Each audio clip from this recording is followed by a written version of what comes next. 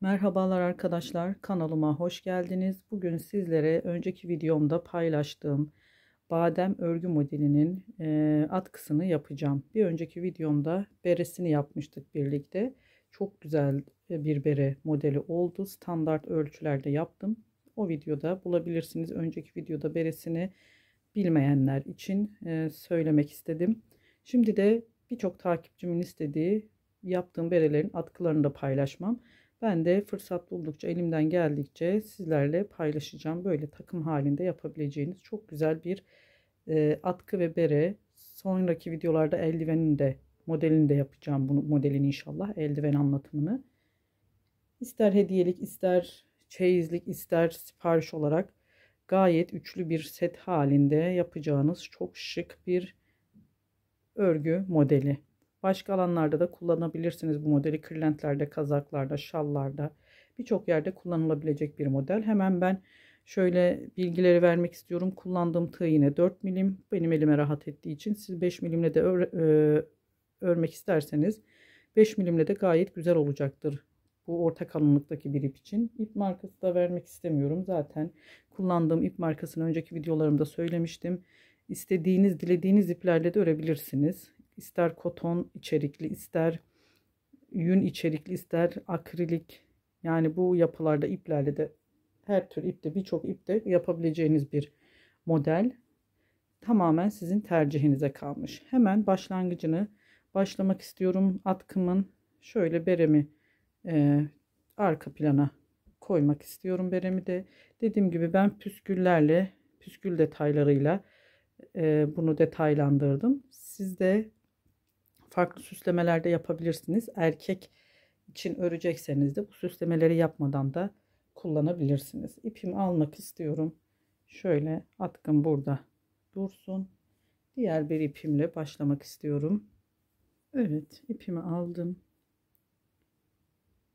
Öncelikle zaten bereyi yapanlar aşina olacaktır modele. 31 zincir çekiyorum arkadaşlar. Şöyle ilk çektiğim zinciri birazcık gevşek çekelim zincirlerimizi. 3 4 5 6 7 8 9 10 11 12 13 14 31 zincir çekelim.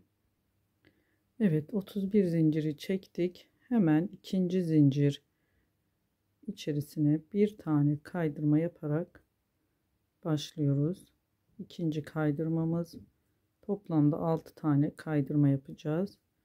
Modelimizi 6 kaydırma, 6 çakma sık iğne veya çakma trabzan dediğimiz teknikten uyguluyoruz. Şimdi 6. kaydırmamızı yaptık ve ipimizi tığımıza dolayıp yanındaki sık iğne içerisine 6 adet de çakma sık iğne, hepsini birlikte çıkıyoruz. İpimizi doluyoruz. Bakın, hepsini birlikte çıkıyoruz. Bu şekilde 6 tane çakma sık iğne yapıyoruz.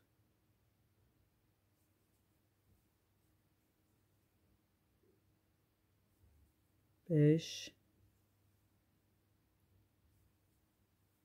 6. Hemen yanına yine 6 kaydırma tekniği. 2. Çok sıkı örmezsek böyle batışlarımız daha kolay olacaktır. 4, 5, 6. Yine 6 çakma sık iğne. Burada toplamda 5 modelimiz olacak. Yani 6 kaydırmayla başladık. 6 çakma sık iğne, 6 kaydırma, 6 çakma sık iğne. Yine sonuna 6 tane kaydırma denk gelecek. Başta 6 kaydırmayla başladık. 6 kaydırmayla bitireceğiz. Ve bakın 6 tane ilmeğimiz kaldı. Kaydırmalarımızı yaparak ilk sırayı tamamlayacağız. Beremizi eğer siz daha geniş etmek istiyorsanız geniş yapmak, 6 zincir daha, 31 değil de 37 zincir çekerek bir model daha fazla yapabilirsiniz. Ya da daha 31 37 değil de 6 daha eklerseniz 43 zincirle 6. ilmeğimizi de yaptık arkadaşlar. Bakın 6 kaydırmayla başladık. 6 çakma sık iğne, 6 kaydırma, 6 çakma sık iğne, 6 kaydırmayla devam ettik. Bir zincir çekiyoruz ve hemen yine şu zinciri saymıyoruz. Çektiğimiz zincir değil, ilk kaydırma arka dalından tekrar bu sırayı da kaydırma yapıyoruz. Böyle nasıl yaptık? 2 sıra aynı üst üste kaydırma gelecek. 2 sıra çakma sık iğne üst üste denk gelecek. Bu badem görüntüsünü bu şekilde almış olacağız. Yani iki sıra çakma sık iğne ise diğer 2 sırayı o çakma sık iğne üzerine çakma kaydırma denk gelmesi lazım arkadaşlar. Modeli ortaya çıkartmak için bakın 1 2 3 4 5 6 tane kaydırma yaptık. Şimdi bizim ikinci sıra kaydırmamız oldu. Diğer 2 sırada da bu tarafa dönüşte gidişte bu kaydırma üzerine 6 çakma sık iğne yapacağız 2 sırada. Bu şekilde de bakın bu badem modelimizin yarısı olmuş oldu. Şimdi buraya biz yine 6 tane üzerine arka dallarından yine çakma sık iğne yaparak yarısını da oluşturuyoruz. Tamamlıyoruz bu modelimizi. Diğer 2 sırada da bu badem görüntüsü olan modelimizin üzerine kaydırma gelecek, denk gelecek 6 adet. 2 sırada bu şekilde yaparak her sırayı böyle örerek devam ettiriyoruz. Çok basit bir örnek modeli. Şimdi sonuna kadar bakın 6 kaydırma yaptık. Bu çakma sık iğne 6 çakma sık iğne yaptık. 6 kaydırma, 6 çakma sık iğne, buraya kadar gelelim. Yine devam edeceğiz. Evet, hemen tamamladık. 5 tane kaydırmamı yaptım. 6.'yı sonuncuyu biz nasıl batmıştık? Berede ördüğümüzde bu arka dalını, tek dalını almıyoruz. Bakın arkadaşlar, burayı değil. Bu sonlarda bitirirken hep düzden. Yani 2 dalına da birden normal önden battığımız gibi batarak bu kısımları bitirdiğimizde bu kısımları 2 dalına da birden batıyoruz. Dediğim gibi biraz daha gevşek yaparsak bu sonları, başlangıçları zincir çektiğimizde batışlarımız daha kolay olacaktır. Evet, bakın ikisini birden önden normal ördüğümüz gibi aldım. Bu kenardaki eğri, yani kenardaki bu modeldeki birleştirdiğimiz yerler daha düzgün bir görüntüsü olması açısından. Şimdi bir zincir çektim. Ne yapmıştık? 2 sıra çakma kaydırmamızı yaptık bu başta. Şimdi buraya hemen zinciri saymıyoruz. Çektiğimiz bir zinciri hemen ilk kaydırmamıza çakma sık iğne yaparak bu sırada da tam tersine kaydırma olan yerlerde çakma sık iğne olacak. Çakma sık iğne olan yerlerde kaydırma yapacağız. 6 adet. Sayıları hep aynı, değişmiyor arkadaşlar. Dördüncüyü yapıyoruz.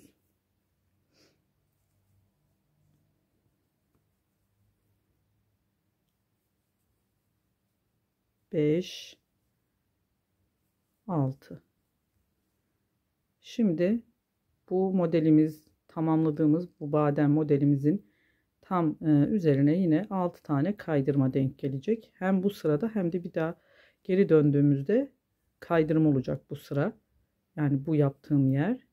Tam tersi ilerleyeceğiz. 6.'yı yaptım. Bakın sayıyoruz. 1 2 3 4 5 6. Çakma sık iğne yaptık. 6 kaydırma. Yine kaydırma olan yere çakma sık iğne örüyoruz 6 tane. Sonuna kadar bu şekilde yine devam edelim.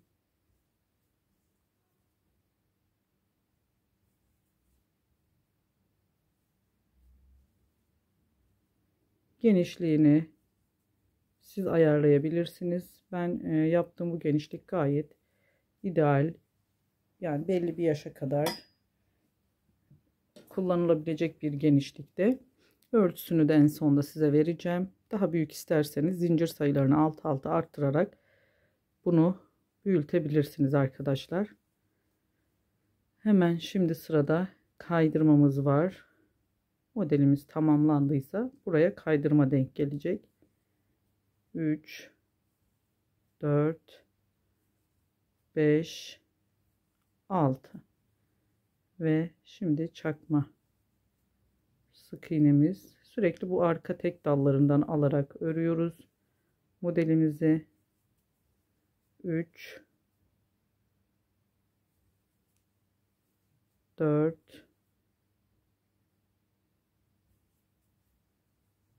5. Şimdi sonuna geldik yine. Arka dalını değil. Bakın burada belli zaten. Arka tek dalı bu oluyor. Buradan almıyoruz. Biz bunu ikisini birden, şu öndekinden normal düz sık iğne ördüğümüz gibi örerek burayı tamamlıyoruz arkadaşlar. Bakın ikisine birden battım. Dediğim gibi bu sonları biraz gevşek bırakırsak sonlarda batmamız daha kolay olacaktır. Bakın daha düz bir kenarımız olacak. Bir zincir çekiyoruz. Bu başlangıçlarda hep bir zincir çekerek devam ediyoruz. Yine geriye döndük. Burada modelimizin yarısını yaptık. Şimdi buraya tekrar ikinci kez çakma sık iğnemizi yapacağız. 6 tane. 3 4 5 6. Hemen bakın burada yine bir önceki sırada kaydırma denk geldi. Şimdi ikinci sıramızı da burada kaydırma yapıyoruz. 1 2 3 4 5 6 6 çakma sık iğne, 6 kaydırma, 6 çakma sık iğne, sonuna kadar gelelim. Sonu yine çakma sık iğne olacak. Bakın modelimiz, çünkü orada yarısını ördük. Diğer yarısını buraya kadar örelim. Bu sırada tamamlayacağız. Sonra devam edelim. Bir iki sıra daha size göstereceğim. Zaten çözmüş olacağız. Evet, bakın 5 tane çakma sık iğnemi ördüm yine sonunda. Sonuna yine şöyle tam 2 dalını birden alarak batarak çakma sık iğnemi ördüm, tamamladım. Altıncıyı bir zincir çektim, geriye döndüm. Bakın burada ne yapmış olduk? Modelimizi tamamlamış olduk. 2 sıra çakma sık iğnemiz var. Burada şimdi denk getireceğiz. Kaydırma tekniğiyle başlayacağız. Eğer 2 sıra çakma sık iğnemiz olduysa, badem modelimizi tamamladıysak, diğer sıra 2 sırada kaydırma denk gelmesi gerekiyor. 1 2 3 4 5 6. Şimdi kaydırma olan kısma da çakma sık iğne örüyoruz. Yine bu sırayla birlikte diğer sırayı da örünce bu modelimizi de, yani her iki sırada bir modelimiz tamamlanıyor arkadaşlar. Gayet kolay ve basit bir örgü modeli. Altıncıyı da örüyorum. Bu şekilde ilerliyoruz arkadaşlar. Şimdi zaten dediğim gibi başladık, ilerlettik, bayağı da anlaşılır oldu. Hep sonlarda battığımız gibi batıyoruz, tek dalına değil. Sonlarda şöyle ikisine birlikte batarak kenar görüntüsünü daha düzgün bir şekil veriyoruz. Başlangıçlarda hep bir zincir çekerek geri dönüyoruz arkadaşlar. Modelimizi böyle ben de birkaç sıra örerek tekrar devam edeceğiz. 2-3 sıra öreyim. Zaten ben diğerini bayağı bir uzattım. Ölçülerini de size söyleyeceğim. Ne kadar ölçüde yaptığımı ben. Tekrar örelim biraz. Ekran arkasında ben de öreyim. Devam edelim. Evet arkadaşlar, bakın birkaç sıra ördüm. Şurada bir kez daha göstermek istiyorum. Bitirdiğim yeri ve başladığım, geriye döndüğüm yeri. Bakın yarım çakma sık iğne ile bitirdim. Yine ikinci sırayı örüyoruz burada. Modelimizi tamamlıyoruz. Sonunda 6. çakma sık iğnemi, dediğim gibi bu arka tek dalına değil, buraya değil, şu iki ilmeği birlikte alarak bitiriyoruz. Her seferinde bu şekilde tamamlıyoruz. Bir zincir çekiyorum. Modellerimiz bakın üst üste tamamlandı. Şöyle burada iki modelimiz üst üste tamamlandı. Çakma sık iğne 2 sıra 2 sıra 2 sıra kaydırmayla başladık. 2 sıra çakma sık iğne, 2 sıra kaydırma, 2 sıra çakma sık iğne. Burada da şimdi modelimiz tamamlandığına göre kaydırmayla ikinci ilmekten başlayarak devam ediyoruz. Çektiğimiz zincirleri saymıyoruz. Her seferinde ilk ilmeğimize batarak sıralarımızı bu şekilde tamamlıyoruz. Ben bunu size göstermek için modeli ördüm arkadaşlar, bu kadar. Zaten diğer modelimi bayağı bir uzatmıştım. Hemen kenarları bu şekilde modelimiz. Ördüğümü de göstermek istiyorum. Çok güzel bir model arkadaşlar. Kenarları gayet düzgün görüyorsunuz. Ters taraf oluyor burası. Düz tarafımız bizim bu kısmı olacak. Bu kadar bayağı bir uzattım ben. Hemen ucuna da püskül yaptım. Bu püskülü de sizlerle göstermek istiyorum. Bitişini de yine arkadaşlar 2 çakma sık iğne ile 2 modelimiz var. Bakın 2 badem modelimiz. Burada başlangıçlarda ve ortada kaydırma ile başladık. Bir de ortada kaydırmamız var.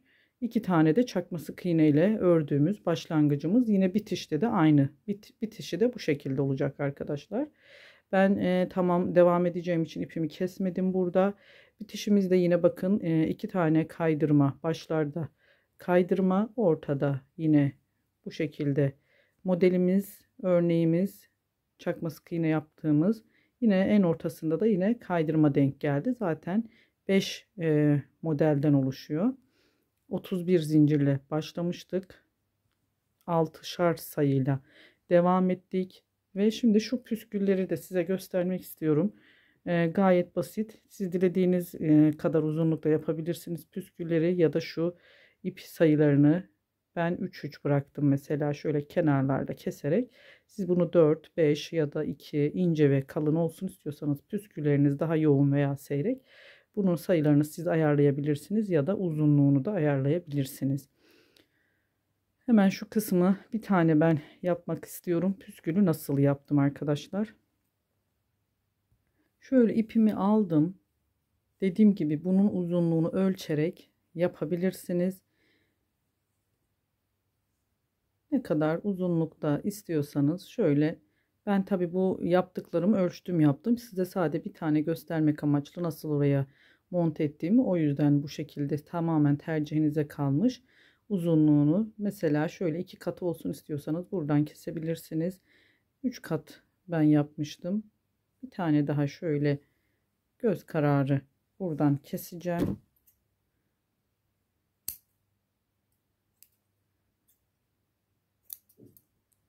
İpimi buradan kestim. Bunu 3'e katlıyorum eşit olması için. 3'e katlayarak ayarlıyoruz. Evet, uçlarını zaten kestim. Fiyonk bağladığımızda tamamen düzeltebiliriz. Hem bu köşelerden bakın 5 yere yaptım ben püskülü. Tam önce bu köşelerden daha ince bir tığla bunu yaparsanız daha rahat geçirebilirsiniz. Bu köşelerden birer tane yaptım. Birer tane de şu görüntü modelimizin, badem görüntümüzün ne yapmıştık? 6 tane çakma sık iğnemiz vardı bizim. Şöyle saymak istiyorum. 1, 2, 3, 4, 5, 6. Bu tam 6.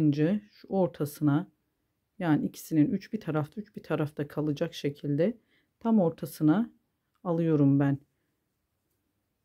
Şöyle tığımın ucuyla, kalın olduğu için biraz zor olacak. İçerisine çektim. Burada uzunluğunu dediğim gibi makas yardımıyla şöyle ayarlayın. İki tarafta eşit olacak şekilde. Hemen ortasından hepsini birlikte çıkardım. Bakın bu şekilde sabitledim. Tam bu modelimizin orta kısmına denk geldi arkadaşlar. Uçlarını da hem burada kalan yerleri hem de şöyle elinizle düzelterek tam uzunluğunu şöyle kesip ayarladım. Bakın gayet güzel bir görüntü oluyor arkadaşlar. Dediğim gibi bu başlara, tam köşelere birer tane püskül koydum ve bu ortaya da tam yine 6 tane kaydırmamız varsa tam bu 3 bir tarafta kalacak şekilde şu orta kısmından alıyorum, şu boşluktan arkadaşlar. Yani tam kaydırmanın ortasına değil de şu araya takıp 3 bir tarafa bırakıyorum. Yine bu modelde de çakma sık iğnelerimiz 3 bir tarafa olduğu için tam ben bu araya, şu boşluk arasına konduruyorum püskülümüzü. Bakın bu şekilde buradan daha rahat göreceksiniz. Zaten püskülü nasıl yaptığımı çok basit gösterdim. Yoğunluğunu da siz ayarlayabilirsiniz. İpinizin uzunluğunu da. Bakın yaptığım yerlerde tam köşelerde ince bir tığ yardımıyla daha rahat bu köşelere iplerinizi geçirebilirsiniz. Ve 2 tane bu modele, 5 modelimiz vardı. 5 tane püskül yaptım ben. Uzunluklarını da şu arada kalan bu badem örgü modelleri daha aşağıda kaldığı için bunun uzunluklarına, ölçüsüne dikkat edin arkadaşlar. Şu araya gelen yeri ben biraz daha uzun tuttum ipini ki alttan tuttuğumuzda aynı görüntü, aynı uzunlukta olsun diye şu şekilde bakabilirsiniz. Ve atkımızın standart ölçüsü de aslında standart ölçü 1.40-1.60 arası. Yani bu yapacağınız kişiye bağlı. Uzun boyluysa, yapılıysa daha uzun yapabilirsiniz, 1.70 santime kadar. Ama ben tahminen 1.40-1.60 arası öreceğim. 1.50 olabilir. Standart ölçüm benim. Siz de dilediğiniz uzunlukta, genişliğini de sayıları 6 arttırarak genişliğini tamamlayabilirsiniz. Dilediğiniz renk kullanabilirsiniz. Dilediğiniz iplerle, birçok iplerle örebilirsiniz. Tığımda dediğim gibi 4 milim kullandım. Siz 5 milimle de gayet güzel olacaktır arkadaşlar. Bu şekilde atkımızı tamamladık. Beremiz de burada bir takım halinde gayet şık bir model oldu. İnşallah sonraki anlatımımda şu bereyi de bir önceki videomda paylaşmıştım. Tam ortasına pompon yapabilirsiniz. Hem atkı püskülleriyle de uyumlu olacaktır. Takım olduğu daha da güzel kendini belli edecektir. Eldiven yapımını da daha sonraki videolarımda paylaşacağım. Başka bir videoda görüşmek ümidiyle. Hoşça kalın.